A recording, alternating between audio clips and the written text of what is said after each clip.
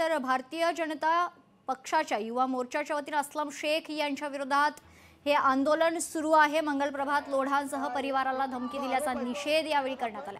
पोलिसांसमोर कायदा सुव्यवस्था राखण्याचं आव्हान आता निर्माण झालेलं आहे, उभं ठाकलेलं आहे। कारण मंत्री मंगलप्रभात लोढा आणि यांना आणि त्यांच्या परिवाराला खरं मारण्याची धमकी काँग्रेसचे नेते आमदार असलम शेख यांनी दिला असल्याचा आरोप मंगलप्रभात लोढा यांनी केलाय आणि त्या विरोधात भारतीय जनता पक्षाच्या वतीने हे आंदोलन सुरू आहे।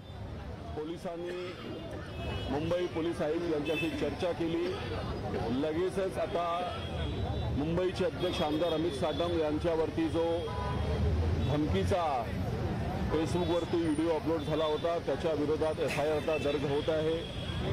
त्याशिवाय पोलीस आयुक्त यांनी आम्हाला आश्वासन दिलं की आता स्टेटमेंट घेतलं जात आहे आणि असलम शेख यांच्या विरोधात सुद्धा गुन्हा दाखल होणार आहे आणि म्हणून आम्ही त्यांच्या विनंतीला मान देऊन आजचा हा आंदोलन इथे स्थगित करत आहोत।